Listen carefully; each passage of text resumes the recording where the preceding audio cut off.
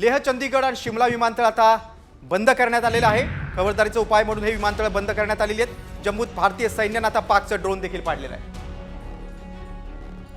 भारताने पाकिस्तानचे 4 ड्रोन पाडलेले आहेत। पोखरणमध्ये देखील पाकचा ड्रोन हल्ला भारताने हाडून पाडलेला आहे। सतीश, आपण बघतोय की आता खबरदारीचा उपाय म्हणून विमानतळ बंद आहेत आणि आपण बघतोय की जम्मूमध्ये देखील भारतीय सैन्याने आता पाकिस्तानचे 4 ड्रोन पाडलेले आहेत। म्हणजे ही लढाई आता कुठल्या वळणावर जाऊ शकते? नाही, ही लढाई जी आहे ती आणखीन पुढे चालू राहील। ती काही 1-2 दिवसामध्ये संपेल अशातला भाग नाही।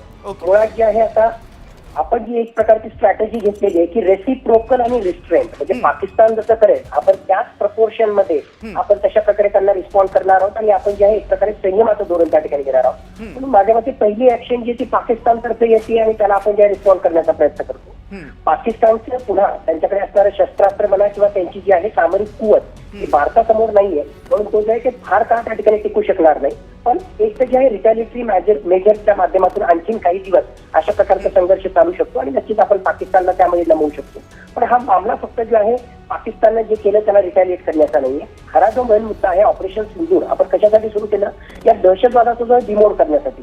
आणि मग या दहशतवादाचा डिमोड करायचा असेल तर फक्त काही दहशतवादी मारून चालणार नाही, त्यांचे मुख्य आहेत आणि त्याहून महत्वाचं त्यांना सपोर्ट करणारं जे पाकिस्तानचं लष्कर आहे, पाकिस्तानचं ISI आहे, त्यांची जे स्पॉन्सर आहेत, फंडिंग करणारे आहेत, हे सगळं नेटवर्क आपल्याला जे आहे बस करायचं आहे। आपल्या सीमेच्या आतले घरभेदी आहेत त्यांचाही बंदोबस्त करायचा आहे, सीमेच्या पलीकडे असणारे हे पाक पुरस्कृत दहशतवादी जे आहेत आणि त्यांना सपोर्ट करणारे जे आहेत त्यांचाही आपल्याला बंदोबस्त करायचा आहे। म्हणून खऱ्या अर्थानं ऑपरेशन सिंदूर हे 1-2 दिवसाचं किंवा 1-2 आठवड्याचं नाहीये, त्याला काही काळ लागणार आहे आणि त्या ऑब्जेक्टिव्हच्या दिशेने आपल्याला त्या ठिकाणी जायचंय। आज जरी फक्त पाकिस्तानचं रिटॅलिएशन होत आहे म्हणून आपल्याला रोजचा रोज हा संघर्ष दिसतोय, पण हा मोठा लढा आहे असं मला स्पष्ट वाटतं।